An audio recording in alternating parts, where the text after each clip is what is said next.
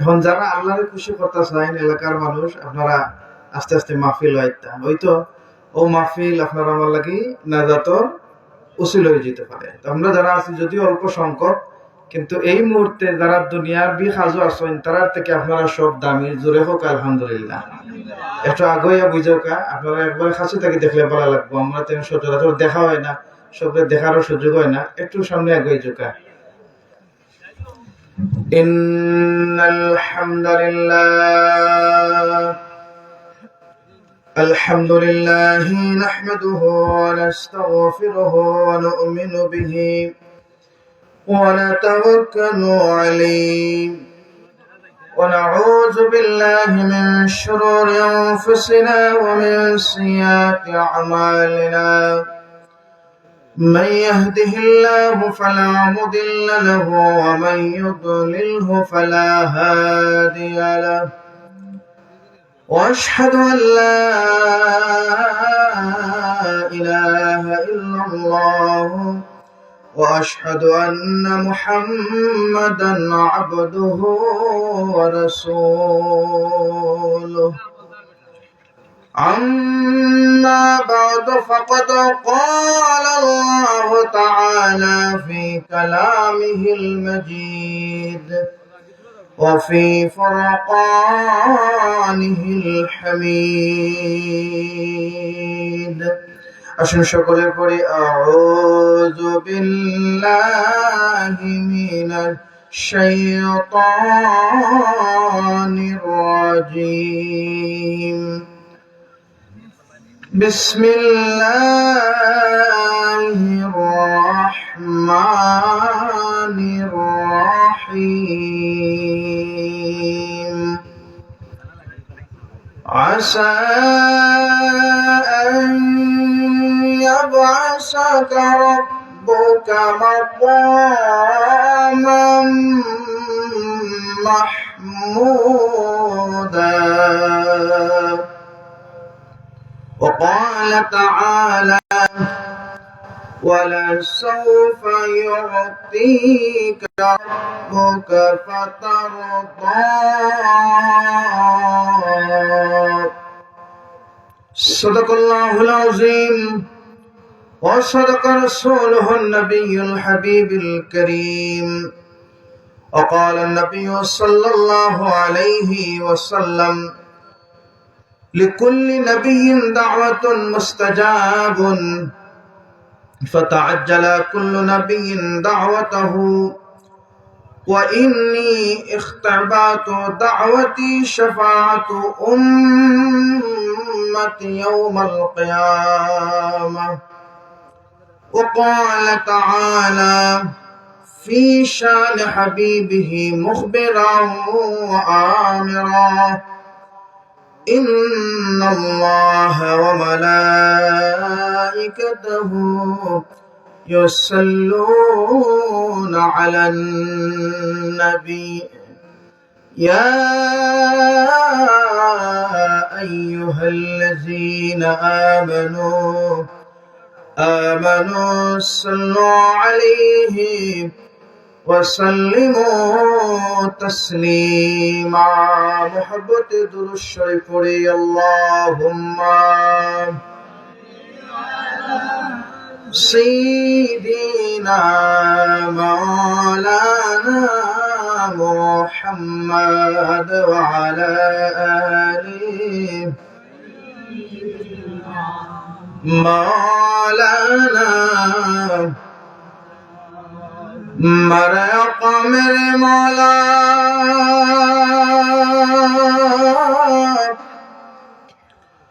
بہت دوری سے سلام بجتا ہو نظر مجھ پر کرم گاہ میرے قسمت اجالا ہو. اللہم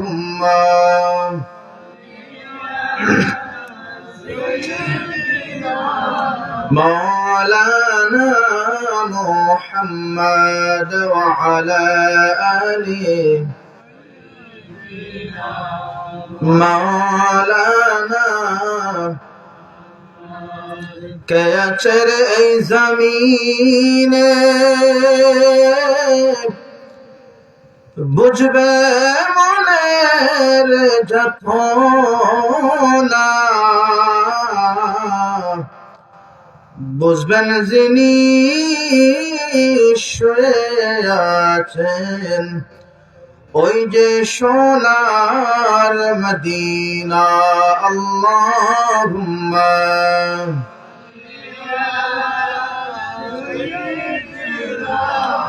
মাওলানা মুহাম্মদ ওয়া আলা আলি সাইয়্যিদিনা।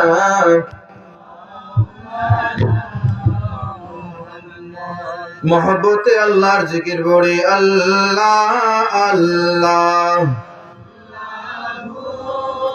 লা ইলাহা ও আল্লাহ আল্লাহ লা ইলাহা। মতের তুফান আসবে যখন নবী গো আমার পড়েন, মতের তুফান আসবে যখন নবীজি আমার দয়া করে দিবেন দেখা, দয়া করে দিবেন দেখা উম্মত গুনাহগার নবীজি। আল্লাহু লা আপনাকে দেখিলে নবী দোজখ হয় হারাম। সুবহানাল্লাহ। নবীজিকে যারা একবার দেখে আল্লাহ পাক বলেন সে সচক্ষে দেখলো, যারা স্বপ্নে দেখলো নবীজি বলতেছেন সে যেন আমাকে সরাসরি দেখলো। আমরা এই নবীজিকে দেখতে চাই কি চাই না? চাইতে হলে নবীকে মহব্বতে আল্লাহ এবং আল্লাহ নবীর জিকির করতে হবে। কথা বলেন ঠিক কিনা? তো বলেন সবাই, আপনাকে দেখিলে নবী দোজখ হয় হারাম, মরণ কালে দিবেন দেখা, মরণ কালে দিবেন দেখা উম্মত গুনাহগার নবীজি। আল্লাহু লা ইলাহা আল্লাহ আল্লাহ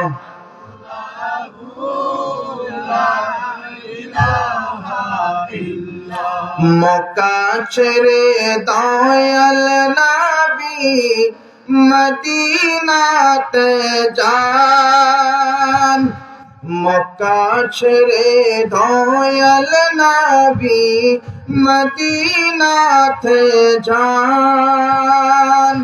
মায়ের দেশের মায়ায় নবী, মায়ের দেশের মায়ায় নবী ফিরে ফিরে চান নবীজি।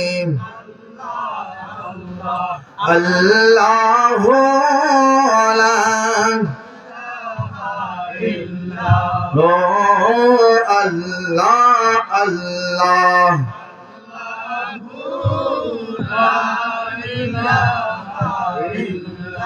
সব নবীদের নবী আপনি, নবীদের সরদার।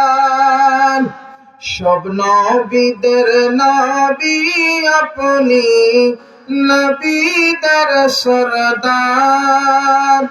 আপনার উপর নাজিল হলো, আপনার উপর নাজিল হলো পবিত্র কুরআন নবীজি। আল্লাহু লা আল্লাহ আল্লাহ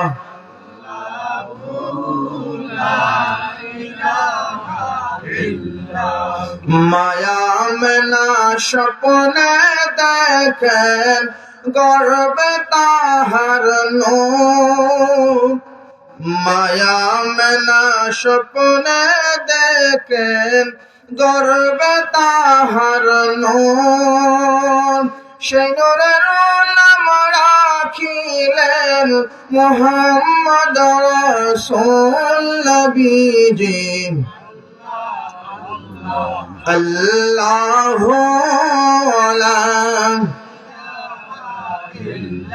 লা ইলাহা ইল্লাল্লাহু মুহাম্মাদুর রাসূলুল্লাহ সাল্লাল্লাহু আলাইহি ওয়াসাল্লাম। সুবহানাকা লা ইলমা লানা ইল্লা মা 'আল্লামতানা ইন্নাকা আনতাল আলিমুল হাকীম। আল্লাহুম্মা সাল্লি ওয়া সাল্লিম ওয়া বারিক আলাইহি।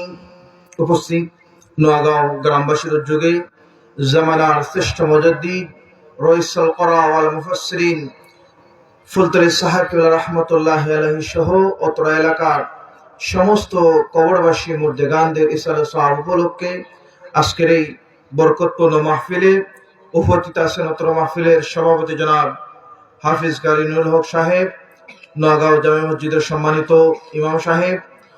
ইতিমধ্যে আলোচনা করে গেছেন মাহফিলের প্রধান অতিথি জনাব রেদওয়ান আহমদ চৌধুরী ফুলতলী চাঁদপুরি হুজুর সহ আমার সামনে উপস্থিত অত্র এলাকার আমার প্রাণপ্রিয় আত্মীয় স্বজন, মুরব্বিয়ান, নওজোয়ান।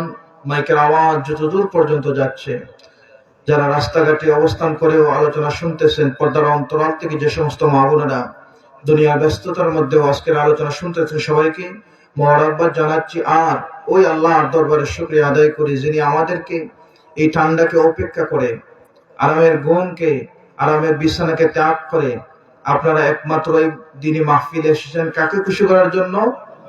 আল্লাহকে। তো যে আল্লাহকে খুশি করার জন্য এসেছেন, আমরা ওই আল্লাহর শুকরিয়া সব নীরবতা ভঙ্গ করে শীতকে একদম হারিয়ে দিয়ে তাকরা যুবকের মতো উচ্চ আওয়াজ দিয়ে সকলে বলি আলহামদুলিল্লাহ। অসংখ্য অগণিত দুরূদ ও সালাম জানাই আকা নামদার তাজদার মদিনা সাইয়্যিদুল মুরসালিন খাতামুন নবীন শামসুদ দুহা বদরুদ দুজা রাসূল আরবি ওয়াল আজমি ইমামুল মুরসালিন সাইয়্যিদুস সাকালাইন নবিয়ানা শফিউনা মুহাম্মদুর রাসূলুল্লাহ সকলে বলি সাল্লাল্লাহু আলাইহি ওয়াসাল্লামের প্রতি। সম্মানিত হাজিরিন کرام, আমি আপনাদের এলাকার মানুষ, আপনাদের উপর আমার যেভাবে মায়া মমতার স্নেহের অধিকার আছে, তেমনি ভাবে আমি মনে করি আমার উপরও আপনাদের অনেক অধিকার আছে। এর মধ্যে একটা অধিকার আমি আমার থেকে মনে করতেছি, যেহেতু ইলমে দ্বীনের শিক্ষা আল্লাহ পাক কবুল করছেন, ওয়াজ মাহফিলে কথা বলার যোগ্যতা আল্লাহ দিয়েছেন, তো আপনাদেরকে কিছু দ্বীনি কথা আপনাদের সামনে উপস্থিত করা, আপনাদের সামনে উপস্থাপন করা আমার দায়িত্ব। এবার আমি আমার দায়িত্ব পালন করার জন্য বসছি, কিছু সময় কথা বলবো। এখন কারা কারা আমার কথা পরিপূর্ণ শুনবেন একটু হাত তোলা দেন। আল্লাহ পাক কবুল করুন, সকলে বলি আমিন। তুমি শুনলে অবাক হবেন এবং খুশি হবেন। আজকে এমন একটা বিষয় নিয়ে আমি কথা বলবো, যে বিষয়টা প্রতিটা মানুষের জন্য অত্যন্ত গুরুত্বপূর্ণ। পড়ি আলহামদুলিল্লাহ। কেন? আমরা কোন নবীর উম্মত? আমাদের নবীর নাম কি? মুহাম্মদ রাসূলুল্লাহ সাল্লাল্লাহু আলাইহি ওয়াসাল্লাম। ওই নবীর উম্মত হয়ে যদি কিয়ামতের ময়দানে এই নবীজি আপনাকে চিনেন না, তাহলে এই নবীর উম্মত হওয়া আপনার কোন কাজে দিবে? আমার কথা মনে হয় বুঝেন নাই। কিয়ামতের ময়দানে যদি ওই নবী আপনাকে না চিনেন, তাহলে জীবনভর আমি উম্মতে মুহাম্মদি মুহাম্মদি বলে আপনার কোনো লাভ হইবে না। তো কিয়ামতের ময়দানে যাতে নবীজি আমাদের সবাইকে চিনেন, এজন্য নবীজির জীবন, নবীজির পথ, নবীজির মত, নবীজির সুন্নাহ আমাদের জানার দরকার আছে না নাই? আজকে আমরা ওই নবীর এমন কিছু কথা, এমন একটা নিয়ামতের কথা আমরা আলোচনা করব, যে নিয়ামতটা পৃথিবীতে যত নবীগণ আগমন করেছেন, হযরত আদম সফিউল্লাহ থেকে নিয়ে ঈসা রুহুল্লাহ পর্যন্ত, অন্য কোন নবীকে আল্লাহ তাআলা এই স্পেশাল ক্ষমতা পাওয়ার দেন নাই। উচ্চ আওয়াজ দিয়ে পড়ি আলহামদুলিল্লাহ। কেবলমাত্র একমাত্র যাকে দিয়েছেন তিনি কে? মুহাম্মদ রাসূলুল্লাহ সাল্লাল্লাহু আলাইহি ওয়াসাল্লাম। এই পাওয়ারটা কি, এই পাওয়ারটা কেন, এটা পাওয়ার কেন পাওয়ার, সেটার ব্যাখ্যা আমি কিছু নোট করে আনছি। সহিহ বুখারীর হাদিস, নবী করিম সাল্লাল্লাহু আলাইহি ওয়াসাল্লাম বর্ণনা করেন, হযরত আবু হুরায়রা থেকে বর্ণনা, সহিহ বুখারীর অনেক লম্বা হাদিস, প্রায় 3 পৃষ্ঠার হাদিস। নবী করিম সাল্লাল্লাহু আলাইহি সাল্লাম বর্ণনা করেন, আনা সাইয়্যিদুন নাস ইয়াউমাল কিয়ামাহ ওয়া হাল তাদরুনা বিমা যালিকা তাজমা। কিয়ামতের ময়দানে, বয়াল মাঠে যখন সাইয়্যিদিনা আদম থেকে নিয়ে ঈসা রূহুল্লাহ পর্যন্ত সমস্ত মানুষ একত্রিত থাকবে, আনা সাইয়্যিদুন নাস, ওই সময় সমস্ত পয়গম্বর, সমস্ত নবী, সমস্ত রাসূল, পৃথিবীর যত মানুষ, জলে স্থলে, পাহাড়ে পর্বতে, বাড়িতে, যত জায়গায় অবস্থান করেছে, যাদের প্রাণ দিয়েছিলেন আল্লাহ পাক রব্বুল আলামিন, সমস্ত মানুষদেরকে একটা মাঠে, যেভাবে আজকে আপনারা সামিয়ানার ভিতরে বসে আছেন, সেভাবে সমস্ত পৃথিবীর মানুষকে একটা মাঠের মধ্যে আল্লাহ পাক জারি করবেন, একটা মাসের মধ্যে তাজমা একত্রিত করবেন। আর ওই দিন হবেন, আমাদের নবী নিজেই বলতেছেন, আনা সাইয়্যিদুন নাস ইয়াউমাল কিয়ামা, ওই দিন সমস্ত মানুষের নেতা হব আমি নবী। বলি সুবহানাল্লাহ। এখন এই নেতার দাম কেমন হবে? পৃথিবীবাসী যখন দেখবে চতুর্দিকে পঙ্গুপালের মতো মানুষ, এই অবস্থায় মানুষের দুইটা বর্ণনা পাওয়া যায়, সহিহ বুখারীর বর্ণনা। এক বর্ণনায় আল্লাহর হাবিব বলেন, হযরত আবু হুরায়রা বলেন, নবীজি বলতেছেন, সূর্য মানুষের একদম মাথার কাছে চলে আসবে, কারো কাছাকাছি চলে আসবে, মানুষ তার তাপ নিতে পারবে না, এত অসহ্য লাগবে, এত কষ্টকর মানুষের জন্য মনে হবে। এই অবস্থায় মানুষ একদম পাগল প্রায় হয়ে যাবে। প্রত্যেক নবীদের উম্মতরা তাদের পয়গম্বরকে খুঁজতে থাকবে। আদম শফিউল্লাহর উম্মতরা খুঁজবে, আইনাল আদম, আইনাল আদম ইশফা লানা, হে আদম, তুমি আল্লাহর কাছে আমাদের জন্য সুপারিশ করো। মানহিয়া, এটা কি হচ্ছে? সূর্য আমাদের মাথার উপরে, আমরা সহ্য করতে পারতেছি না। ইশফা লানা, তুমি আমাদের জন্য আল্লাহর কাছে শাফাআত করো। ইশফা লানা, তুমি আমাদের জন্য আল্লাহর কাছে সুপারিশ করো। আদম শফিউল্লাহ তখন বলবেন, রে আমার উম্মতেরা, আল্লাহ পাক যখন আমাকে জান্নাতে সৃষ্টি করেছিলেন, আমাকে যে বলেছিলেন ওই গাছের দিকে যাওয়া যাবে না, লা তাকরাবা হাযিহিশ শাজারা, ওই গাছের দিকে যায় না আদম, আমি তো আল্লাহর আদেশ অমান্য করেছিলাম। আজকে কিয়ামতের ময়দানে আল্লাহ যখন বলবে, রে আদম, আলোচনার খুতবাতে আপনাদের সামনে যে হাদিসটা তেলাওয়াত করেছি, কুল্লু আনবিয়া মুস্তাজাবুদ দাওয়া, পৃথিবীর জমিনে যত পয়গম্বর আগমন করেছিলেন আল্লাহ পাক রব্বুল আলামিন তাদের দোয়া কবুল করতেন। স্পেশাল কিছু দোয়া ছিল, তো স্পেশাল দোয়ার মধ্যে আদম নবী যখন আল্লাহ পাক তাকে জান্নাত থেকে দুনিয়ার জমিনে আগমন করালেন, দুনিয়ার জমিনে আসার পর 300 বছর চলে গেল।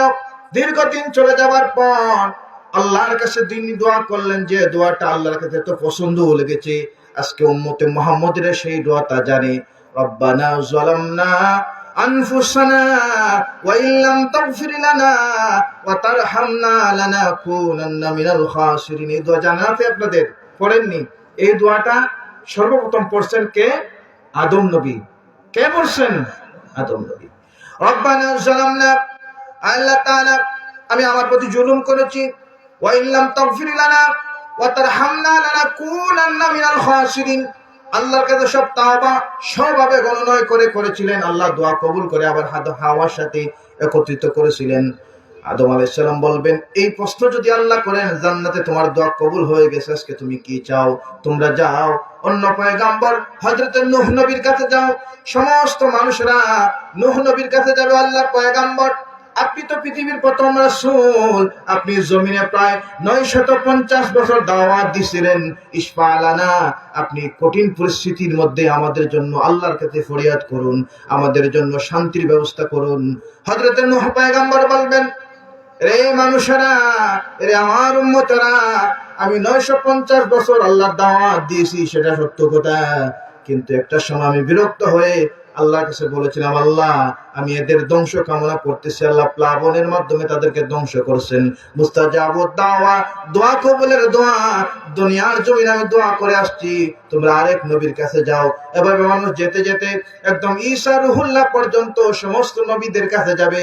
প্রত্যেকে বলবেন আমাদের দুনিয়ার জমিনে মুস্তাজাবুদ দাওয়ার দোয়াটা বন্ধ হয়ে গেছে। সর্বশেষ মানুষ কোথায় যাবে? যখন সব পয়গম্বরের ফয়সালা শেষ, প্রত্যেকের দোয়ার থেকে বিতাড়িত হইয়া সমস্ত মানুষ নাজেহাল হয়ে একটা দরজা মানুষের জন্য খোলা থাকবে। সেই দরজা, সেই দোয়া, সেই আসন হচ্ছে আমাদের নবীর আসন। বলে সুবহানাল্লাহ। সূরাতুল বনী ইসরাঈলের মধ্যে আল্লাহ পাক আয়াতে কারিমা নাযিল করেন, আসা আন ইয়াবআসাকা রাব্বুকা মাকামান মাহমুদা।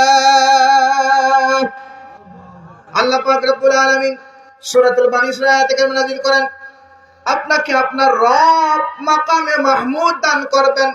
মাকামে মাহমুদ, এত সুন্দর আসন, এত সম্মানী আসন, এত দামি জায়গা। আজকে দুনিয়ার জমিনে এই মুহূর্তে সভাপতির আসনে যিনি আসেন, আমরা মনে করতেছি যিনি সম্মানী, কিন্তু কিয়ামতের ময়দানে এত এলাকা নয়, একটা দেশ নয়, সমস্ত পৃথিবীর একদম আউয়ালিন ওয়াল আখিরিন ক্বাবলাল কিয়ামা, কিয়ামত পর্যন্ত যত মানুষ এসেছেন, যত নবী এসেছেন, সমস্ত নবী, সমস্ত মানুষের উপরে আল্লাহ পাক যে আসন দান করবেন তার নাম মাকামে মাহমুদ। আর যাকে দান করবেন তিনি হচ্ছেন আমাদের নবী। পড়ি সুবহানাল্লাহ। এই মাকামে মাহমুদের মধ্যে সমস্ত মানুষরা জড়ো হয়ে যাবে। ইয়া রাসূলুল্লাহ, আপনি তো আল্লাহর আখিরি জামানার নবী, আপনি তো খাতামুল আম্বিয়া, আপনি তো ইমামুল মুরসালিন, আনতা ইমামুল মুরসালিন, আনতা শাফিউল মুজনাবিন, আনতা রাহমাতাল লিল আলামিন। আমরা আদম নবী থেকে নিয়ে ঈসা রুহুল্লাহ পর্যন্ত সমস্ত পয়গম্বরের দরজায় দাঁড়ে দাঁড়ে আমরা গিয়েছি, কেউ আমাদেরকে আজকে আশা দিতে পারে নাই। ইয়া রাসূলুল্লাহ, এ মুহাম্মদ সাল্লাল্লাহু আলাইহি সাল্লাম, ইশফা লানা, ইশফা লানা, আজকে আমাদের জন্য আপনি শাফাআত করুন, আজকে আমাদের জন্য শাফাআত করুন। আর আল্লাহ পাক রব্বুল আলামিন আমাদের নবীর শাফাআত সেদিন কবুল করবেন। একটু উচ্চ আওয়াজ দিয়ে পড়ি সুবহানাল্লাহ। এখন বুঝতে পারছেন নি এই নবীর উম্মতের দাম আছে না নাই? এখন এই শাফাআত আমাদের পাওয়ার দরকার আছে না নাই? এই শাফাআত দেখছেন নি, আদম নবীর উম্মতরাও ব্যর্থ, এরপরে নূহ, এরপরে মূসা, ইব্রাহিম, হারুন, ইদ্রিস, ইয়াহইয়া, ইদ্রিস, নাদার সহ একদম রূহ ঈসা পর্যন্ত প্রায় 1 লক্ষ 1.5 লক্ষ এরকম বর্ণনা পাওয়া যায়। এই যে নবীগণ, সমস্ত নবীরা, উম্মতরা সেদিন অসহায় হয়ে যাবেন, তাদের কোনো দিশা থাকবে না। তারা একটা দরজায় আসবেন, সেদিন এই দরজায় আল্লাহ পাক সর্বপ্রথম সবার আগে আদম নবী আমাদের কত কত বছর আগে আসছিলেন, তাই না? কিন্তু আপনারা খুশি হয়ে যাবেন, এত আগে আসার পরও, এত লম্বা হায়াত পাওয়ার পরেও, এত ইবাদত করার পরেও সর্বপ্রথম আল্লাহ পাক রব্বুল আলামিন আমাদের নবীর মাধ্যমে এই আমাদের নবীর উম্মতদেরকে ইশফা লানা বলার সাথে সাথে শাফাআত করবেন। একটু জবান খুলে পড়ি সুবহানাল্লাহ। এখন এই নবীর শাফাআত কিভাবে পাওয়া যায় এটা জানার দরকার আছে না নাই? নবীর উম্মত আপনি, কিন্তু ওই দিন সহিহ বুখারীর হাদিস, মুসলিমের মধ্যে হাদিসটা আসছে, আল্লাহর নবী বলেন দলে দলে মানুষদেরকে শাফাআত করা হবে। একদল মানুষ ওই জায়গায় দাঁড়াবে, হঠাৎ করে দেখা যায় দল থেকে একজন মানুষ দাঁড়াইয়া শাফাআতের রাস্তার দিকে, ওই দুয়ারের দিকে না নিয়া মানুষদেরকে তাড়ায়া তাড়ায়া জাহান্নামের দিকে নিয়ে যায়। ফেরেশতাদেরকে প্রশ্ন করবেন, আল্লাহ নবী বলবেন ওই মানুষগুলো কেন জাহান্নামের দিকে দেয়? আল্লাহ নবীর প্রশ্নের জবাবে ফেরেশতা বলবেন তাদেরকে এজন্য জাহান্নামে নেওয়া হয়, তারা আপনার উম্মত, ঠিক আছে, কিন্তু তারা, আল্লাহ নবী বলতেছেন কুল্লু উম্মতি ইয়াদখুলুনাল জান্নাহ ইল্লা মান আবা, আমার উম্মতদের মধ্যে সমস্ত উম্মত কুল্লু উম্মতি ইয়াদখুলুনাল জান্নাহ, আমার সমস্ত উম্মত জান্নাতে যাবে ইল্লা মান আবা। এর ব্যাখ্যার মধ্যে মুহাদ্দিসিনে কেরাম ব্যাখ্যা করেন ইল্লা মান আবা হচ্ছে ওই সমস্ত মানুষরা যারা আমার উম্মত, ঠিক আছে, মান আবা, কিন্তু তারা আমাকে পরিপূর্ণভাবে মানে নাই। এজন্য নবীকে মানার দরকার আছে না নাই? যারা পরিপূর্ণ নবীকে মানবে না, নবীর দ্বীনকে নতুন করে দিন সংযোজন করতে চাইবে, ইসলামকে মন গড়া ইসলাম, মডারেট ইসলাম প্রচার করবে, আল্লাহ নবী বলতেছেন আমি যে ইসলাম দিয়ে আসছি, যে ইসলাম মদিনায় বিজয় লাভ করেছে, যে ইসলাম মক্কায় জন্ম নিয়ে মদিনা থেকে নিয়ে পরবর্তীতে যখন মক্কা এবং মদিনায় বিজয় হয়ে গেছে, আল ইয়াউমা আকমালতু লাকুম দীনাকুম, এই আয়াত কারীমা নাযিল হওয়ার মাধ্যমে ইসলাম পরিপূর্ণ হয়ে গেছে। এরপরও যারা আমি চলে যাবার পর ইসলামকে নতুনভাবে নতুন মন গড়া ইসলাম বানাতে যাইবে, এই সমস্ত মানুষ কিয়ামতের ময়দানে আল্লাহর নবীর শাফাআত থেকে বঞ্চিত হবে। উচ্চ আওয়াজ দিয়ে পড়ি নাউযুবিল্লাহ।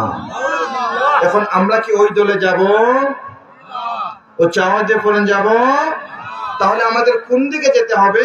যে কাজ করলে নবীর শাফাআত পাওয়া যায়, কথা বলেন ঠিক কিনা? তো কারা কারা নবীর শাফাআত পেতে যায় হাত তোলা দেন। নারে তাকবীর, নারে রিসালাত। আল্লাহ পাক রব্বুল আলামিন শাফাআতের অধিকারী অন্য কোন নবীকেই দায়িত্ব দেন নাই। স্পেশাল পাওয়ার যাকে দিয়েছেন তিনি হচ্ছেন মুহাম্মদ রাসূলুল্লাহ। আর যাদেরকে সর্বপ্রথম ওই দরজায় দিয়ে দাখিল করানো হবে, প্রবেশ করানো হবে, তারা হচ্ছে উম্মতে মুহাম্মদী। এবং এই উম্মতে মুহাম্মদীরা আল্লাহর হাবিবের শাফাআত পাবে পাঁচটা শ্রেণীতে, পাঁচটা ভাবে শাফাআত পাবে। কয় ভাবে? জোরে বলুন, কয় ভাবে? পাঁচ ভাবে। পাঁচটা ভাবে, অর্থাৎ পাঁচ দলে বিভক্ত হয়ে আরো অনেক গণনা পাওয়া যায়। আমি পাঁচটা দল আপনাদের সামনে তুলে ধরবো ইনশাআল্লাহ আমাদের পরবর্তী মেহমান আসা পর্যন্ত। পাঁচ ভাবে আল্লাহর হাবিবের উম্মতরা নবীজি তাদেরকে শাফাআত করবেন। এখন এই পাঁচটা দলের মধ্যে আমরা আছি কিনা দেখতে হবে না? তো দেখার দরকার আছে না? আমার বয়স এখন 60 হয়ে গেছে, এখন আমি নবী শাফাআত পাবো কিনা এটা জানার দরকার আছে না?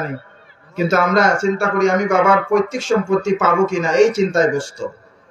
কিন্তু যেই নবীর জন্য আপনার জীবন কোরবান করে দেওয়ার জন্য আল্লাহ তাআলা বলছেন, এই নবীর শাফাআত, এই নবীর সাথে আপনার সম্পর্ক হচ্ছে পৃথিবীতে যত আল্লাহর হাবিবের পরে যত পুরুষ আসবে সমস্ত পুরুষরা হচ্ছে আল্লাহ নবীর রুহানি আওলাদ। কথা বলেন ঠিক কিনা? আর এই রুহানি আওলাদ যেভাবে আপনার পিতার সম্পদ আপনি পান, পৈতৃক সম্পত্তি মনে করেই তো আপনাকে দেয়া হয়, ঠিক না? পৈতৃক সম্পত্তির জন্য আমরা সম্পত্তিগুলো পাই। আর নবীরও উত্তম সম্পত্তি। নবী কিন্তু আমাদের জন্য দিরহাম রেখে যান নাই, আমাদের জন্য জমি রেখে যান নাই, আমাদের জন্য খাদ্যের খনি রেখে যান নাই। নবী আমাদের জন্য রেখে গেছেন এমন কিছু নিয়ামত, এমন কিছু আমল, এমন কিছু সুন্নাহ, এগুলো যারা আমরা মানবো, এগুলো হচ্ছে নবীর সম্পদ। এগুলো যারা মানবে তারা হবে নবীর উত্তরাধিকারী। আর এই উত্তরাধিকারীদেরকে আল্লাহ পাক আল্লাহর হাবিবের মাধ্যমে কিয়ামতের ময়দানে শাফাআত করাবেন। পড়ি সুবহানাল্লাহ। আল্লাহ নবী বর্ণনা করেন কিয়ামতের ময়দানে ভয়ঙ্কর অবস্থা যখন হয়ে যাবে, মানুষরা পঙ্গু পালের মতো ছুটতে থাকবে, অসহায় হয়ে যাবে। একটু সাহায্যের জন্য, একটু শান্তির জন্য মানুষ যখন দাঁড়ে দাঁড়ে দৌড়াবে, আল্লাহ পাক রব্বুল আলামিন তখন উম্মতে মুহাম্মদীর মাধ্যমে শাফাআত উদ্বোধন করবেন।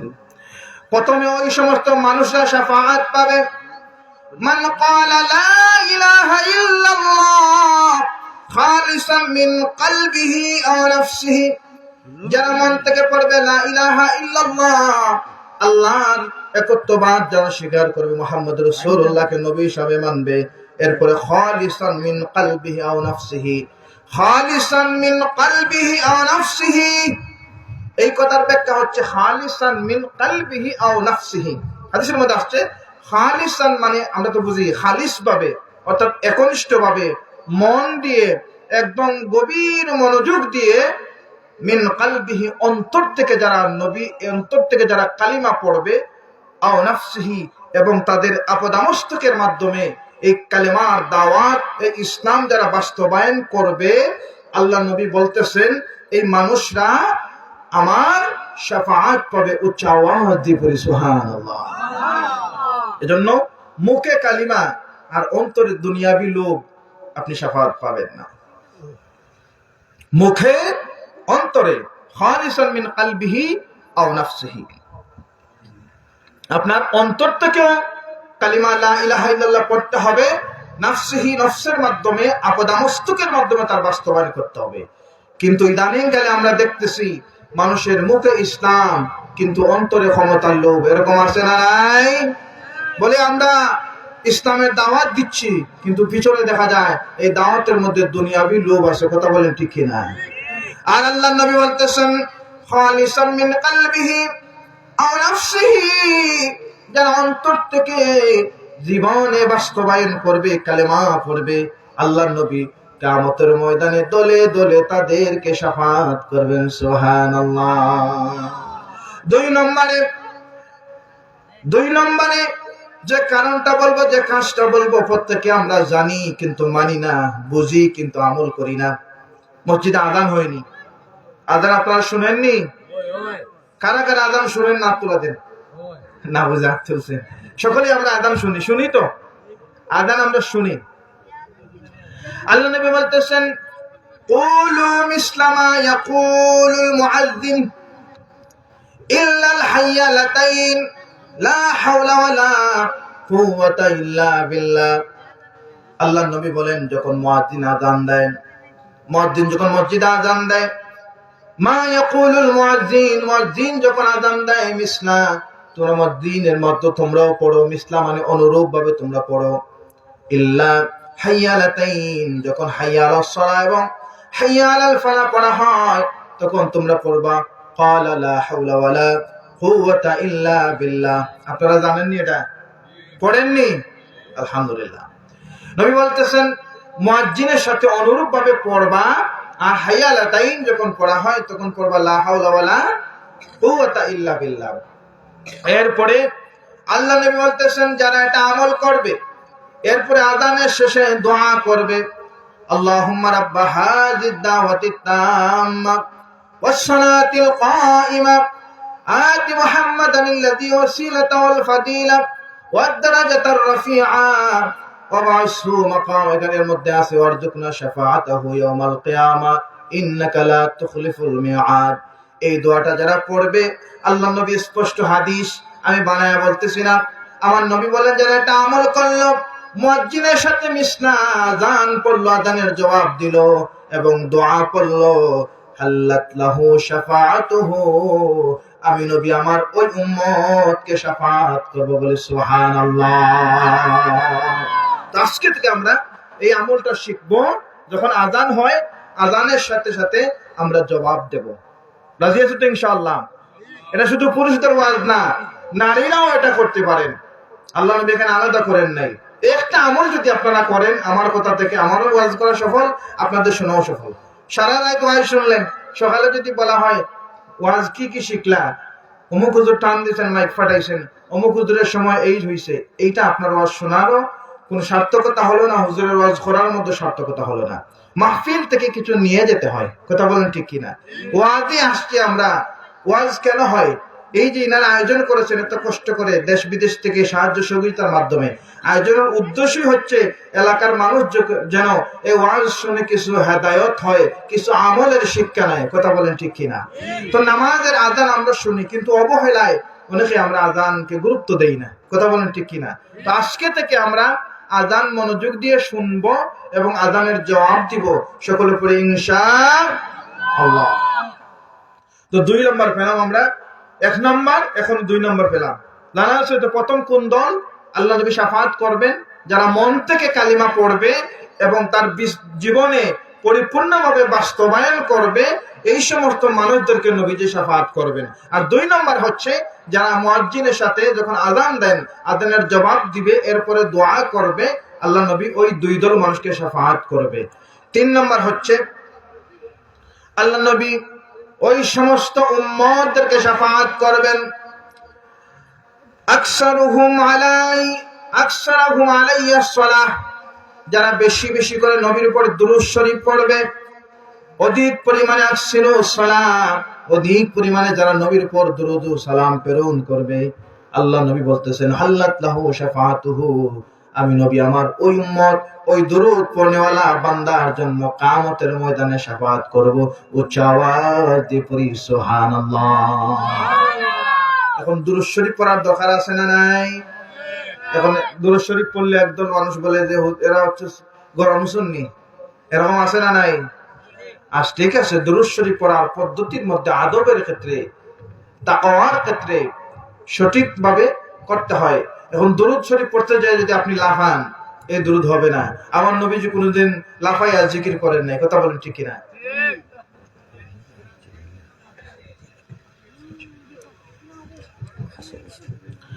তো হাজিরিন, আল্লাহ নবী উপর দুরূদ শরীফ পড়তে হবে। দুরূদ শরীফ পড়া মানা এটা নয় দুরূদ শরীফ পড়লে আপনি বেদাতি হয়ে যাবেন। দুরূদ শরীফ কত সুন্দর সুন্দর দুরূদ শরীফ আছে। আল্লাহুম্মা সাল্লি আলা সাইয়্যিদিনা মাওলানা মুহাম্মদ, নামাজে তো আমরা দুরূদ শরীফ পড়ি। এরপরে আমরা ওয়াজের খুতবায় পড়ি আল্লাহুম্মা সাল্লি আলা সাইয়্যিদিনা মাওলানা মুহাম্মদ, আল্লাহুম্মা সাল্লি আলা সাইয়্যিদিনা ওয়া আলা আলি সাইয়্যিদিনা, এবং অনেক দুরূদ শরীফ আছে। এরপর মধ্যে কিছু গুরুত্বপূর্ণ দুরূদ শরীফ আছে, দুরুদে তাজ, দুরুদে নারিয়া, এরকম অনেক দুরূদ শরীফ আছে। এরপর একটা দুরূদ আছে যেটা দালাইলুল খায়রাতের মধ্যে এই দুরূদটা আসছে। এই দুরূদকে ডিপেন্ড করে, এই দুরূদকে ওসিলা করে একটা বড় দুরূদ শরীফের ওয়াজিফা লেখা হয়েছে, বলি আলহামদুলিল্লাহ। কেন লেখা হয়েছে? আল্লামা জাযুলি রহমতুল্লাহি আলাইহি তিনি ইরাকের ফাঁস শহরে গেছেন তিনার একটা দাওয়াতি কাজে। হঠাৎ করে এমন একটা মরুভূমির মধ্যে তিনারা গেলেন, দেখা যাচ্ছে ওযুর আর পানি নাই, ইতিমধ্যে নামাজের ওয়াক্ত হয়ে গেছে। নামাজের ওয়াক্ত হয়েছে, আল্লাহর ওলি মানুষ দিনী দাওয়াতি কাজ করেন, নামাজ পড়ার আগে ওযু পড়ার দরকার আছে না নাই? নাকি ঠান্ডার জন্য ওযু করবেন না? দরকার আছে তো। তো তিনি ওযু করবেন, এখন পানি খুঁজে পাচ্ছেন না। হঠাৎ করে একটা কুয়া পেলেন, কিন্তু পানি এত গভীরে, এত নিচে, উপর থেকে পানি তুলে ওযু করার সুযোগ নাই। চিন্তায় পড়ে গেলেন, পানি এতক্ষণ পেলাম না, এখন যেহেতু পাইছি, কিন্তু পানি যে তুলে ওযু করব তার তো সুযোগ নাই। চিন্তায় পড়ে গেছে।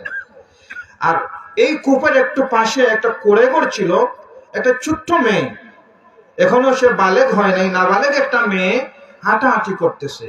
আর যেহেতু ওই জায়গার মধ্যে আল্লাহর ওলি জাযুলি রহমতুল্লাহি আলাইহি এবং তিনার সাথে আরো কিছু মানুষ ছিলেন, মেয়েটা আসছে, এসে বলল আপনারা এখানে কি করেন? তিনারা বলতেছেন যে আমরা ওযু করব, কিন্তু এত গভীরে পানি তো তোলার সুযোগ নাই। এই চিন্তা করতেছি কিভাবে পানি তোলা যায়, আর ওযু করে নামাজ পড়ো, আমাদের ওয়াক্ত প্রায় চলে যাচ্ছে, এরকম অবস্থা।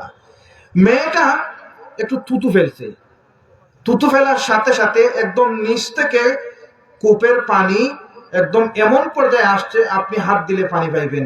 আল্লাহর ওলিরা অবাক হয়ে গেছেন, পরে সুবহানাল্লাহ। একটা ছোট মেয়ে, নাবালেগ একটা মেয়ে থুতু দেওয়ার কারণে এত নিচ থেকে পানি এত গভীর উপরে উঠে গেল। এটার মধ্যে আমাদের আগ্রহ কাজ করবে না যে তার মধ্যে এত পাওয়ার কি? আমরা এত চিন্তা ফিকির করে কোনো পদ্ধতি খুঁজে পেলাম না, আর মেয়েটা সামান্য থুতু দেওয়ার কারণে পানি চলে আসছে। তাদের ভিতরে আগ্রহ কাজ করলো, নামাজ পড়লেন। নামাজ পড়ার পর মেয়েটাকে বললেন যে এত গভীর থেকে তোমার থুতুর মধ্যে এত ক্ষমতা, এত পাওয়ার, স্পেশাল পাওয়ার কোত্থেকে আসছে? মেয়ে বললে আমি এটা বলবো না। তখন বললেন তুমি যেই নবীর শাফাআত কামনা করো, আমি ওই নবীর উসিলা নিয়ে বা ওই নবীর ইয়ে নিয়ে বলতেছি, তুমি আমাকে বলতেই হবে। তখন মেয়েটা বলল যে আমি বেশি কিছু করি না, আমি নবীজির একটা দুরূদ শরীফ পড়ি, নবীজি একটা দুরূদ শরীফ পড়ি। এখন এই দুরূদের দাম আছে না নাই? এখন এই দুরূদ আপনারা শিখতে চান কি চান না? কারা কারা শিখতে চান তুলা দেন। এখন এই দুরূদটা আমি পড়বো, আপনারা আমার সাথে আপনারা পড়বেন। আল্লাহুম্মা সাল্লি আলা, পড়েন, সাইয়্যিদিনা মাওলানা মুহাম্মাদিন ওয়া আলা আলি সাইয়্যিদিনা মাওলানা মুহাম্মাদিন সালাতান তুআদ্দি বিহা আন্না হাক্কাউল আযীম। এই দুরূদ শরীফটা, এই দুরূদ শরীফের আমল মেয়েটা করত, তার জবানের মধ্যে এত বরকত দিয়েছেন। আর এই দুরূদ শরীফের ভিত্তি কইরা সুলাইমান জাযুলি রহমতুল্লাহি আলাইহি এক দুরূদ শরীফের একটা কিতাব লিখে ফেলছেন, উচ্চ আওয়াজ দিয়ে আবার পড়ি সুবহানাল্লাহ। এজন্য আর এই দুরূদ শরীফ যারা বেশি বেশি পড়বে, আল্লাহ নবী ওই সমস্ত মানুষদেরকে, ওই সমস্ত উম্মতদেরকে কিয়ামতের ময়দানে শাফাআত করবেন। এখন আজকে থেকে আর কোনোদিন আমরা দুরূদ শরীফ বাদ দিবনি, দুরূদ শরীফ পড়বনি, পড়ি ইনশাআল্লাহ। এরপরে আল্লাহ পাক রব্বুল আলামিন আল্লাহর হাবিবের মাধ্যমে ওই সমস্ত মানুষদেরকে শাফাআত করবেন যারা আল্লাহ নবীর মদিনাল মুনাওয়ারায় তাদের জীবনের শেষ সময় অর্থাৎ মৃত্যু কামনা করে যারা মদিনা শরীফে মৃত্যুবরণ করবে, মদিনায় যাদের মৃত্যুবরণ করবে, আল্লাহ নবী বলতেছেন শাহিদুলাহু, আমি আমার ওই উম্মতের জন্য সাক্ষ্যদাতা হয়ে গেলাম, আমি আমার ওই উম্মতের জন্য শাফাআতকারী হয়ে গেলাম। কিয়ামতের ময়দানে যারা মদিনায় মৃত্যুবরণ করবে, মদিনায় যারা ইন্তেকাল করতে চায়, এজন্য যারা মদিনায় মুনাওয়ারায় যান, তারা কামনা করে আল্লাহ যদি জীবন শেষ হয়ে যায়, হায়াত যদি শেষ হয়ে যায়, মুনিব মৃত্যু দাও, মদিনায় মৃত্যু দিও, কেননা মদিনায় মৃত্যুবরণ করলে আল্লাহ নবী ওই মানুষের জন্য শাফাআত করবেন। উচ্চ আওয়াজ দিয়ে পড়ি সুবহানাল্লাহ। 5 নম্বরে আল্লাহ নবী ওই সমস্ত মানুষদের জন্য শাফাআত করবেন, শাফাআতু আহলিল কাবাইর লিউম্মতি, উম্মতদের মধ্যে একদল কবিরা গুনাহ করনেওয়ালা মানুষদেরকেও আল্লাহ নবী শাফাআত করবেন। এই কথার মানে এটা না যে গুনাহ করলেও নবীজি শাফাআত করবেন, এরকম না। কিছু মানুষ অজান্তে অনিচ্ছায় কবিরা গুনাহ করে ফেলে, আল্লাহর কাছে ক্ষমাও চায়, আল্লাহ নবী ওই সমস্ত মানুষদেরকেও কি করবেন? শাফাআত করবেন। আল্লাহ নবী বলেন ওয়ালা আরদি ওয়াহিদুম মিন উম্মতি, আল্লাহ নবী বলতেছেন জমিনের মধ্যে ওয়াহিদুম মিন উম্মতি ফিন্নার, জমিনের মধ্যে একজন উম্মত জাহান্নামে যাক, একজন উম্মতকে রেখে আমি নবী জান্নাতে যাব না, পড়ি সুবহানাল্লাহ। এখন এই মানে এটা নয় যে গুনাহ করলেও নবীজি আমাদের জন্য শাফাআত করবেন। ইসলাম নবীজি যেটা নিয়ে আনছেন, যেটা নবীজির উপর নাজিল হয়েছে, যে ইসলাম আমাদেরকে দিয়ে গেছেন, এই ইসলামের বাইরে গিয়ে আপনি কবিরা গুনাহ করবেন, শিরক করবেন, আপনার শাফাআত পাওয়া হবে না। এই 5 দল মানুষকে আল্লাহ 5 ভাবে শাফাআত করবেন। এই 5 দল মানুষের অন্তর্ভুক্ত হওয়া আমাদের দরকার আছে না নাই? জোরে বলেন, আছে না নাই? এখন প্রথমে যে 4টা কথা বললাম, 4 দল মানুষদেরকে আল্লাহ নবী শাফাআত করবেন, এই 4টা কাজ আমাদের মধ্যে থাকার দরকার আছে না নাই? যদি না থাকে তাহলে কিয়ামতের ময়দানে আপনি নবীর শাফাআত কেমন করে কামনা করেন? আর নবীজি যদি আপনাকে শাফাআত করেন না, দূর করে দেন, তাহলে আপনার জীবন ব্যর্থতার ইতিহাস হয়ে যাবে। এখন কোন কোন মানুষদেরকে নবীজি শাফাআত করবেন না? আগে বললাম যে করবেন কাদেরকে, এখন করবেন না কাদেরকে। এই দল, এই মানুষ, এই কাজও জানার দরকার আছে না নাই? কেন জানবো? যাতে আমরা সতর্কতা অবলম্বন করতে পারি। এর মধ্যে প্রথম ওই সমস্ত মানুষদেরকে আল্লাহ নবী শাফাআত করবেন না যে মানুষগুলো শিরক করে। কি করে? শিরক করে। শিরক বোঝেননি আপনারা? শিরক হচ্ছে আল্লাহর সাথে কাউকে শরীক করা, আল্লাহর ইবাদতের সাথে কাউকে শরীক করা। এখন দেখা যায় সামান্য টাকার জন্য, সামান্য মসনদের জন্য আরেকজনের পায়ে ধরে সিজদা দেয়। এরকম মানুষ আছে না নাই? সে সিজদা দিব কার কদমে? আল্লাহর কদমে। এখন যারা মানুষের কদমে সিজদা দেয়, এই সমস্ত মানুষদেরকে শিরককারী বলা হয়। এরপরে মানুষ চাইবে কার কাছে? জোরে বলুন, কার কাছে চাইতে হয়? কিন্তু ইদানিং গেলে আমরা লক্ষ্য করি বা প্রায় সময় থেকে কিছু কিছু মানুষ দেবতার কাছেও চায়। উচ্চ আওয়াজ দিয়ে পড়ে নাউজুবিল্লাহ। যারা দেবতার কাছে চায় তারা শিরক করছে। আর এই শিরককারীকে নবীজি কিয়ামতের ময়দানে বলবেন, সুহকান সুহকান, দূর হয়ে যা, দূর হয়ে যা, তোর মতো উম্মতকে আমি শাফাআত করব না। উচ্চ আওয়াজ দিয়ে পড়ে নাউজুবিল্লাহ। সামান্য দুনিয়ার মসনদের জন্য, দুনিয়ার একটা শেয়ারের জন্য বান্দা সামান্য কিছু লোভের জন্য দেখা যায় গায়রুল্লাহর নামেও শপথ করে। মূর্তি পূজারকের কাছে যায়, মূর্তি পূজার মধ্যে যায়। অথচ সূরাতুল কাফিরুন যখন নাজিল হয়েছে, সূরাতুল কাফিরুন নাজিল হওয়ার পর থেকে আল্লাহর নবী স্পষ্টভাবে আল্লাহর পক্ষ থেকে জানাই দিয়েছেন, লাকুম দীনুকুম ওয়ালিয়া দীন, তোমাদের দিন, তোমাদের কর্মপদ্ধতি তোমাদের জন্য, আমাদের দিন, আমাদের কর্মপদ্ধতি আমাদের জন্য। কিন্তু দেখা যায় হিন্দু ধর্মে পূজার প্রসাদ খাইয়াও মানুষ বলে এটার মধ্যেও বরকত আছে, বলে নাউজুবিল্লাহ। গায়রুল্লাহর নামে দুনিয়ার জমিনে যাই কিছু আপনি খাইবেন, আপনি যে একটা কুরবানি পশু করবেন, যদি আপনি আল্লাহর নাম ছাড়া এটা জবাই করেন, কিয়ামত পর্যন্ত দুনিয়ার সবথেকে মজাদার সুস্বাদু খাবার হলেও গায়রুল্লাহর নামে হবার কারণে এই খাবারটা আপনার জন্য হালাল হবে না। কথা বলেন ঠিক কিনা? তো সম্মানিত হাজিরিন, আল্লাহর নবী ওই দিন কিয়ামতের ময়দানে সুহকান সুহকান দূর হয়ে যা, দূর হয়ে যা, ওই সমস্ত মানুষদেরকে বলবেন যারা দুনিয়ার জমিনে শিরক করবে, যারা মূর্তি পূজারকের কাছে যাবে, মূর্তিকে তারা আপন মনে করবে, তাদের সংস্কৃতি ধর্ম যার যার, উৎসব সবার। আপনার ধর্ম আপনার, আপনার উৎসব আপনার। বলছেন কে? আল্লাহকে বলছেন। আল্লাহ সূরাতুল কাফিরুন পবিত্র কোরআনের 109 নম্বর সূরা, এই সূরার 6 নম্বর আয়াতে, শেষের আয়াতে আল্লাহ বলছেন, লাকুম দীনুকুম ওয়ালিয়া দীন, তোমাদের দিন তোমাদের জন্য, আমাদের দিন আমাদের জন্য। এখন আমাদের দিন ইসলাম, আমরা যদি অন্য ধর্মের পূজায় যাই, বলেন তো আমাদের যাওয়ার প্রয়োজন আছিল? কিন্তু আমরা তো দেখছি অনেক মানুষ গেছে। তো যারা গেছে মৃত্যুর আগে যদি তওবা না করে, জেনে নেন এই সমস্ত মানুষদেরকে আল্লাহ নবী শাফাআত করবে না। উচ্চ আওয়াজ দিয়ে পড়ি নাউজুবিল্লাহ।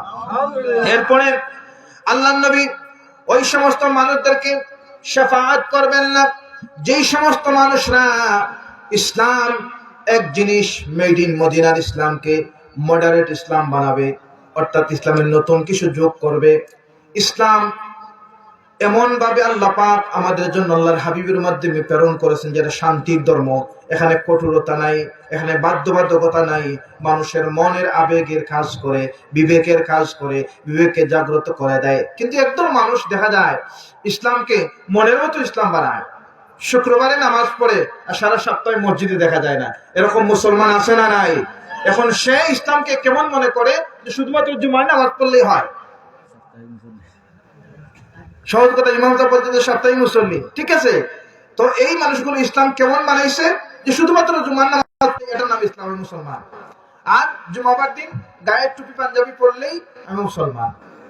আরেকদল মানুষ নির্বাচন আসলে বা তার যখন কোনো প্রয়োজন হয়, মানুষের সাথে তার লেনদেনের সম্পর্ক দরকার আছে, এই অবস্থায় সে ইসলামের পোশাক লাগায়, তখন সাদা পাঞ্জাবি সাদা টুপি, তখন স্বার্থের জন্য ইসলাম ব্যবহার করে। এরকম মানুষ আমাদের জমিনে আছে না নাই? তো এই সমস্ত মানুষ যারা ইসলাম ব্যবহার করে, ইসলামকে নতুন করে বিদআত সৃষ্টি করতেছে, আল্লাহর নবী দেখবেন একদল মানুষ দাঁড়াইছে, অনেক মানুষকে আল্লাহর হাবিব বিনা হিসাবে তাদেরকে শাফাআত করে করে জান্নাতের ফয়সালা করে দিবেন। কিন্তু একদল মানুষ দাঁড়ানোর পর দেখা যায় যার একজন মানুষ এসে তাদেরকে তাড়ায়া তাড়ায়া নেওয়া হচ্ছে। আল্লাহর হাবিব ফেরেশতার কাছে জানতে চাইবেন তাদেরকে কেন তাড়ায়া দেয়া হয়। ফেরেশতা বলবেন, ইয়া রাসূলুল্লাহ, ইয়া হাবিবাল্লাহ, এরা হচ্ছে ওই সমস্ত আপনার উম্মত যারা দুনিয়ার জমিনে মন গড়া ইসলাম তৈরি করেছে, ইসলামকে নিজের মতো বানাইয়া নিজের স্বার্থ নিজের ফায়দা হাসিল করেছে। আজকে ওই সমস্ত মানুষদেরকে জাহান্নামের দিকে নেওয়া হচ্ছে, বলি নাউজুবিল্লাহ। এজন্য মদিনার যে ইসলাম, আল্লাহর হাবিব যে ইসলাম আমাদের জন্য দিয়ে গেছেন, এই ইসলাম আমাদের জানার এবং মানার দরকার আছে না নাই? তখন মন গড়া, যেমন আপনি দেখেন অনেক মানুষের অনেক উদ্দেশ্য। এমন কিছু মানুষ দেখা যায় মসজিদে নামাজে যান, উদ্দেশ্য থাকে তিনি মুতল্লি হবেন, আছে না নাই? বলেন মুতল্লির জন্য তো আমি 5 ওয়াক্ত নামাজ ফিরে, যিনি আছেন দায়িত্বে তিনাকে তো ওয়াক্তি নামাজে দেখা যায় না, তিনি শুক্রবারে আসেন, তিনাকে দিয়ে মুতল্লির কি হবে? তোমার উদ্দেশ্য কি? মসজিদের মুতল্লি হওয়া। এই নামাজ কি আল্লাহর জন্য হইছে? আর আল্লাহ নবী বলতেন, মান ক্বালা লা ইলাহা ইল্লাল্লাহ খালিসান মিন কলবিহি ওয়া নাফসিহি, অন্তর থেকে ইসলাম গ্রহণ করলো, একদম আন্তরিকতার সহিত আপাদমস্তক ইসলাম মানলো, এই সমস্ত মানুষদেরকে আল্লাহ নবী শাফাআত করবেন। এখন আমি ইসলামের রূপ ধরছেন, মসজিদের দায়িত্ব নেবেন, আর মসজিদের যা আয়ের উৎস আছে সব টাকা আপনার বাম পকেটে, এই উদ্দেশ্য নিয়ে আপনি নামাজি হইলেন, মসজিদে গেলেন। এই বেদাতিকে আল্লাহ নবী কিয়ামতের ময়দানে বলবেন সুহকান নুস্তান লিমান বাদা গায়রু, তুই আমার থেকে দূর হয়ে যা, আমার থেকে দূর হয়ে যা, তোর মত উম্মতের শাফাআত নাই। পড়ি নাউযুবিল্লাহ। এরপরে আল্লাহ পাক রব্বুল আলামিন ওই সমস্ত মানুষদেরকে আল্লাহ নবী শাফাআত থেকে বঞ্চিত রাখবেন। ওই সমস্ত মানুষ কারা? তারা হচ্ছে হাকিমুজ জালিম, হাকিম সুলতান, ওই সমস্ত নেতা, ওই সমস্ত শাসক। মালিজ জালিমিনা মিন হামিমিন ওয়ালা শাফি, ওই সমস্ত মানুষদের জন্য শাফাআত সেদিন করা হবে না যারা জালিম, মানুষের জুলুম করেছে। এরকম জুলুম নেতা আমাদের এলাকায় বা আমাদের দেশে আছে না নাই? নেতার ভয়ে মানুষ গড়ে পর্যন্ত টিকতে পারে নাই, এরকম মানুষ আমরা দেখছি কি দেখছি না? এই সমস্ত মানুষ যারা মানুষকে কষ্ট দিয়েছে, তার অধিকার থেকে তাকে বঞ্চিত করেছে, তাকে ঘর হারা করেছে, সন্তান থেকে মা বাবাকে আলাদা করে দিয়েছে, বাবাকে সন্তান থেকে আলাদা করে দিয়েছে, ভাইকে ভাইয়ের সাথে আলাদা করে দিয়েছে, তার ক্ষমতা দেখায়া, তার পাওয়ার দেখায়া, এই সমস্ত জালিমদেরকে কিয়ামতের ময়দানে আল্লাহ নবী বলেন সুহকান সুহকান, দূর হয়ে যা, দূর হয়ে যা, তোর মতো জালিম আমি নবীর শাফাআত পাবে না। পড়ি নাউযুবিল্লাহ। এজন্য আপনার ক্ষমতা যখন হয় তখন আপনার মাথা নিচে দিয়ে থাকবে। এরা বাস্তব শিক্ষা আমাদেরকে দেয়। ফলওয়ালা গাছগুলো, যখন গাছে কোনো ফসল আসে, বর্তমানে শীতকাল, কুলের মৌসুম চলতেছে, বড়ইয়ের মৌসুম চলতেছে, দেখবেন ফসল যখন আসে গাছটা পুষ্ট থাকলেও যখন ফসল আসে তখন গাছটা নিচের দিকে দাবিত হয়। কেন? তখন তার দামি সময়, সে ফসল তার মধ্যে ধারণ করেছে। যখন ফসল পাকতে শুরু করে, তার আকার যখন ছোট থেকে বড় হয়, অঙ্কুর থেকে, বীজ থেকে যখন একদম খাওয়ার উপযোগী হয়, তখন সে পরিপূর্ণ দামি হয়। তখন দেখা যায় জমিনের দিকে ঝুঁকতেছে। কিন্তু আল্লাহর সৃষ্টি আশরাফুল মাখলুকাত, আল্লাহ পাক মানুষদেরকে জগতের শ্রেষ্ঠ বানাইছেন। এই সৃষ্টির শ্রেষ্ঠ মানুষ এই ফসল দেখেও এটা বুঝে না যে পরিপূর্ণ হলে জমিনের দিকে তাকাতে হয়, আর মানুষের সাথে এই ক্ষমতা নিয়ে জুলুম করে, অত্যাচার করে। কথা বলেন ঠিক কি না? তো এই সমস্ত জুলুমকারীদেরকে আল্লাহর নবী শাফাআত করবেন না। এজন্য সাবধান, ক্ষমতার অপব্যবহার করা যাবে না। ক্ষমতা মাত্র কই দিনের।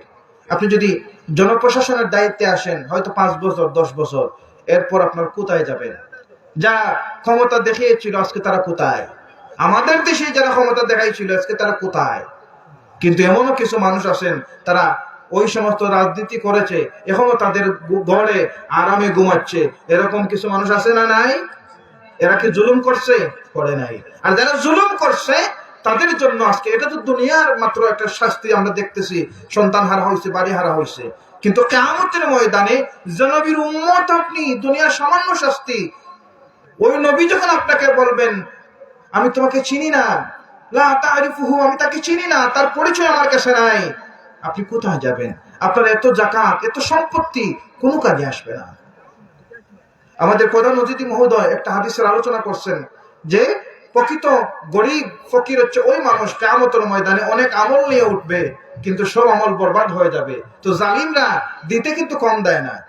যারা ক্ষমতাবান ডাক দুল ফিটাইয়া যাকাতের টাকা দেয়, যাকাতের জন্য কাপড় দেয়, রমজান আসলে অনেক মানুষের বাড়িতে বাড়িতে খাবার পাঠায়, ঠিক আছে, কিন্তু তার উদ্দেশ্য ভালো দেখে না।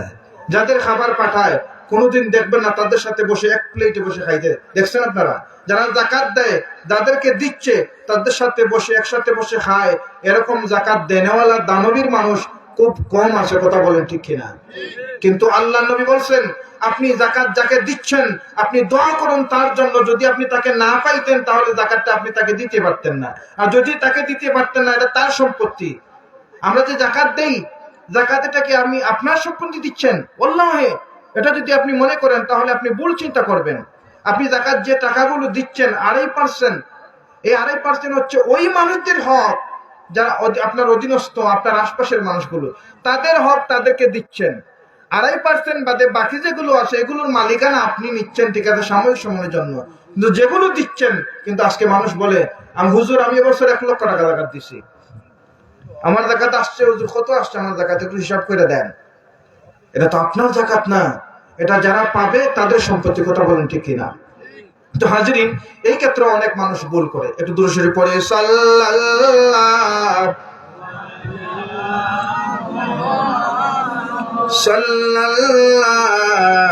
আলাইহি সাল্লাল্লাহু আলা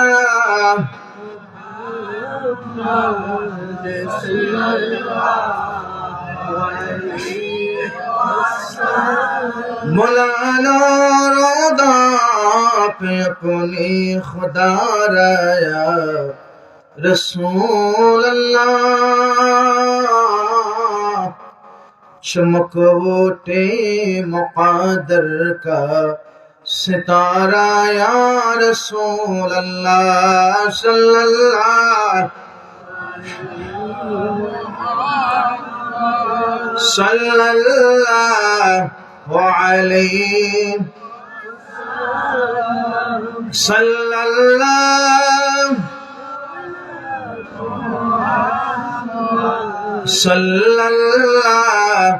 अलैहि नजर आ रही है बहारे मदीना कर आए दीने बकरार मदीना सल्लल्लाहु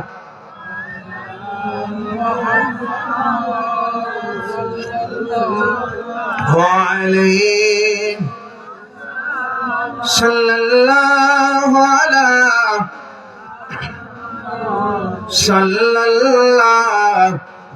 अलैहि। তো আপনাদের মনে আসেনি, আমরা প্রথমে 5 দল মানুষকে জানছি তাদের পরিচয়, যাদেরকে নবীজি শাফাআত করবেন। এরপরে আমরা ওই সমস্ত মানবদের পরিচয় সম্পর্কে জানলাম যাদেরকে নবীজি শাফাআত করবেন না। আমরা কয় নম্বরে ছিলাম? 3 নম্বরে। কয় নম্বরে? যদি আপনাদের মনোযোগ না থাকে, যদি না শিখার উদ্দেশ্যে আপনারা শুনেন, আমার বক বক করার কোনো লাভ নাই। আপনাদেরকে মনে দিয়ে অন্তর দিয়ে বাড়িতে নিয়ে যাওয়ার জন্য আমার আলোচনা। আল্লাহ পাক কবুল করুন, সকলে পড়ি আমিন। তো 3 দল মানুষদেরকে আল্লাহ পাক আল্লাহর হাবিবের মাধ্যমে শাফাআত করাবেন না। এই একদল হচ্ছে যারা শিরক করে, মনে আছে তো, যারা শিরক করে। আর 2 নম্বর হচ্ছে ওই সমস্ত মানুষদেরকে যারা ইসলামকে মন মতো ইসলাম, নতুন ইসলাম তৈরি করে, অর্থাৎ এক কথা বিদআত। এখন বিদআত বললে এটার ব্যাখ্যা দিতে হয়, বিদআতে হাসানা, বিদআতে সাইয়্যা। যেমন ইসলামের প্রথম যুগে আল্লাহ নবী যখন আলোচনা করতেন, তখন আজকের মতো এরকম মাইক ছিল না, এরকম সামিয়ানা ছিল না। এখন এই মুহূর্তে ইসলামী আলোচনার জন্য যে সামিয়ানা আয়োজন করা হয়েছে, মাইক ব্যবহার করা হচ্ছে, এটা নতুন, এটা বিদআত, মানে নতুন আবিষ্কার। তবে এটা বিদআতে হাসানা, এটা আমাদের ইসলামের কল্যাণে ব্যবহার করতেছি, এটার মধ্যে গুনাহ নাই। কিন্তু এই সামিয়ানা ব্যবহার কইরা, মাইক ব্যবহার কইরা যখন নর্তকী নাচানো হবে, গান শোনা হবে, এটা হচ্ছে বিদআতে সাইয়্যা। এটা আমাদের জাহান্নামের জন্য প্রস্তুত করবে। কথা বলেন ঠিক কিনা? এজন্য ইসলামের নতুন কিছু অ্যাড করে বিদআত করা যাবে না, করলে নবীজি শাফাআত করবেন না। আর 3 নম্বরে আল্লাহ নবী ওই সমস্ত মানুষদেরকে শাফাআত করবেন না যারা জুলুম করে, যারা ক্ষমতার অপব্যবহার করে। কথা বলেন ঠিক কিনা? এরকম অনেক মানুষ আছে, আমরা দেখছি, আপনারাও দেখছেন, তাদের পরিচয় আপনারাও জানেন। আপনার আশপাশে এরকম মানুষ আছে যার ক্ষমতার জন্য রাস্তা দিয়ে পর্যন্ত হাঁটা যায় না। এরকম অনেক মানুষ আছে না নাই? বলবে আমার বাড়ির রাস্তা তুমি কেন ব্যবহার করো? এরকম আছে না নাই? তো আল্লাহ নবী ওই সমস্ত মানুষদের জন্য শাফাআত করবেন না যারা জালিম, মালিজ জালিমিনা মিন হামিম ওয়ালা শাফি। ওই সমস্ত মানুষদের শাফাআত আল্লাহ নবী করবেন না।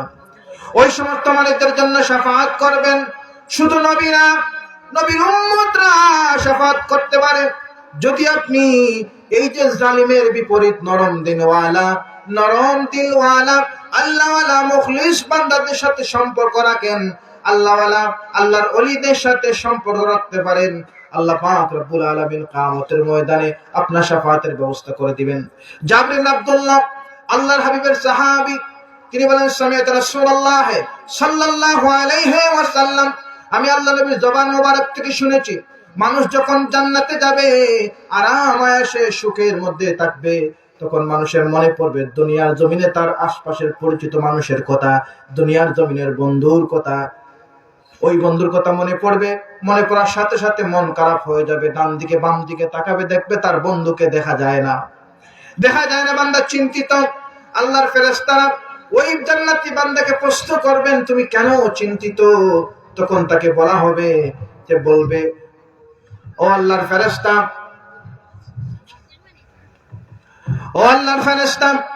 আমি দুনিয়ার জমিনে আমার যে বন্ধু, আমার সাথী ছিল, আজকে আমি তাকে জান্নাতে দেখি না, সে কোথায়? তখন ফেরেশতারা বলবেন, আল্লাহ, আপনার বান্দা যে তার বন্ধুকে চায়, বন্ধু তো জাহান্নামের আগুনে দাও দাও করে পড়ে। জান্নাত এমন একটা জায়গা, এমন শান্তির জায়গা, বান্দার একদম বিন্দু মাত্র আরাম আয়েশের ক্ষেত্রে ত্রুটি করা হবে না। বান্দার ছোট্ট চাওয়াটাকে আল্লাহ পরিপূর্ণ করে দিবেন। আল্লাহ বলবেন, যাও বান্দার জাহান্নামে তার বন্ধুটা আছে, তাকে খুঁজে আনো। জাহান্নাম থেকে যখন এই মানুষটাকে বের করা হবে, দাও দাও করে বান্দা পড়তেছিল, আশপাশের মানুষরা অবাক হয়ে যাবে, তুমি আমাদের সাথে জাহান্নামের আগুনে দাও দাও করে পড়ো, হঠাৎ করে তোমাকে কেন তুলে নেওয়া হয়? তখন বলা হবে ফেরেশতাদের মাধ্যমে, এই বান্দাকে তুলে নেওয়া হচ্ছে একমাত্র দুনিয়ার জমিনে সে আল্লাহ ওয়ালা বান্দার সাথে সম্পর্ক রাখছে, আল্লাহ ওয়ালা মানুষের সাথে সম্পর্ক ছিল। আর যে মানুষের সাথে সম্পর্ক ছিল, আজকে ওই মানুষটা জান্নাতে গেছে। আর ওই মানুষের সাথে বন্ধুত্ব থাকার কারণে দুনিয়ার নামাজের জন্য নয়, রোজার জন্য নয়, হজের জন্য নয়, যাকাতের জন্য নয়, ফিতরার জন্য নয়, শুধুমাত্র মা সাদিকিন আল্লাহ ওয়ালা মানুষের সাথে সম্পর্ক থাকার কারণে ওই জান্নাতি বান্দার শাফাআতে, সুপারিশে জাহান্নাম থেকে শুধুমাত্র বন্ধুত্বের খাতিরে আল্লাহ পাক তাকে জান্নাতে দিলেন। সুবহানাল্লাহ। ও চাওয়াজ জিবরে সুবহানাল্লাহ। আল্লাহ পাক রব্বুল আলামিন পবিত্র কোরআনের সূরা শুরার মধ্যে আয়াত কারিমা নাযিল করেন 101 এবং 100 নম্বর, ফামা লানা মিন শাফিঈন ওয়ালা সাদীকিন হামীম। সেদিন তাদের বন্ধু থাকবে না, শাফাআতকারী থাকবে না। তারা কারা? যারা দুনিয়াতে জালিম থাকবে, দুনিয়াতে জুলুম করবে এবং মানুষের মাধ্যমে জুলুম করাবে, তাদের শাফাআতকারী কিয়ামতের ময়দানে আল্লাহ রাখবেন না। তাদের জন্য রাখবেন যারা কি করবে? আল্লাহ পাক রব্বুল আলামিনের ভয় যাদের মধ্যে আছে, ইত্তাকুল্লাহ ওয়া কুনু মা'আস সাদিকিন, যারা অন্তরে ভয় রাখবে এবং সত্যবাদী মানুষের সাথে সম্পর্ক রাখবে, আল্লাহ পাক ওই মানুষের মাধ্যমে আপনাকে জান্নাতের ফয়সালা করে দিতে পারেন। সুবহানাল্লাহ। এজন্য আল্লাহ ওয়ালা, তাকওয়া ওয়ালা সুপারিশ পাবেন আমলের মাধ্যমে। এই সমস্ত মানুষের সাথে সম্পর্ক রাখার দরকার আছে না নাই? রাখতে হলে কোথায় যেতে হবে? নেতার বাড়িতে? কোথায় যাব? হক্কানি আলিম ওলামাদের কাছে। কথা বলেন ঠিক কিনা? কিন্তু আপনারা তো, আমরা তো, আমার এলাকার মানুষ তো বুঝলো না। আজকে এখানে ওলামায়ে কেরামরা আসবেন, কথা বলবেন, ওয়াজ নসিহত করবেন, কিন্তু সবাই এখন ঘুমাচ্ছে, সবাই এখন দুনিয়াবী ব্যস্ততার মধ্যে আছে। হয়তো আপনার জীবনের শেষ ওয়াজ আজকে হতে পারে। এমন একটা মাস আমরা অবস্থান করতেছি, যে মাস হচ্ছে শাবান মাস। শাবান মাস সম্পর্কে আমাদের উলামায়ে কেরামরা অনেকেই একটু টাচ করে গেছেন আলোচনা। তো আমি তারা যে কথা বলেন না, এই কথাটা বলি, আমার আলোচনা শেষ করবো, যেহেতু আমাদের প্রধান অতিথি চলে আসছেন। এসব মানুষের আমল প্রতিদিন আল্লাহর কাছে পৌঁছায়, ফজরের পরে এবং আসরের সময়, দিন রাতের আমল আল্লাহর কাছে পৌঁছায়। আর সাপ্তাহিক আমল মানুষের পৌঁছায় প্রতি সোমবার, বৃহস্পতিবার। আর বাৎসরিক আমল আমাদের পৌঁছায় এই যে মাস শাবান মাসে আল্লাহর কাছে বাৎসরিক আমল পৌঁছায়।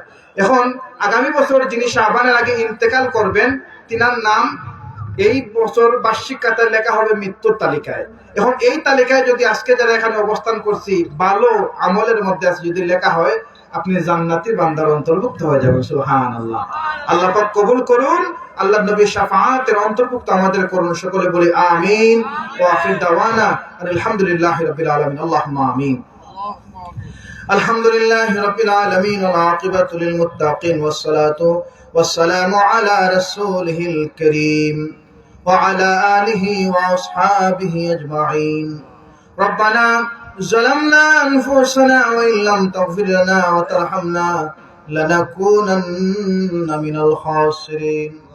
ربنا عليك توكلنا وإليك نبنا وإليك المصير اللهم صل على سيدنا مولانا محمد وعلى آل سيدنا مولانا محمد صلاة دائمة مقبولة ترضي بها عنا حقه العظيم يا حي يا قيوم برحمتك استغيث رب العالمين আল্লাহ তাআলা এই নোয়াগাঁও গ্রামের আজকের ওয়াজ মাহফিল থেকে আপনার মায়ার বান্দা দিনে আমার অনেক বাবার বসি বন্ধুর বসে অনেককে নিয়ে আপনার দুয়ারে খোলা আকাশের নিচে কনকন ঠান্ডাকে উপেক্ষা করে বেকারির বেশ হাত বাড়িয়েছি আল্লাহ আপনার কাছে আমরা করজোড়ে মিনাজাত করি আপনার কাছে আমরা ভিক্ষা চাই আমাদের জীবনের গুনাহগুলি মাফ করে দেন জীবনে বুঝে না বুঝে জেনে না জেনে রাতের অন্ধকারে বন্ধুর পাল্লায় পড়ে শয়তানের দোগায় পড়ে বয়সের দোষে যত গুনাহ করেছি আল্লাহ তাওবা করলাম আপনি আমাদের মাফ করে দেন আল্লাহ আমাদের কলিজা টুকরা জিন্দা মুর্দা মা বাবাদের মাফ করে দেন আল্লাহ আমাদেরকে মা বাবার অবাধ্য সন্তান বানায়েন না আমাদেরকে আওলাদ দিয়ে খুশি করেছেন আল্লাহ আমাদের আওলাদ গুলোকে আপনি কিনারা লাগায়া দেন تقبل منا إنك أنت السميع العليم وتب علينا يا مولانا إنك أنت التواب الرحيم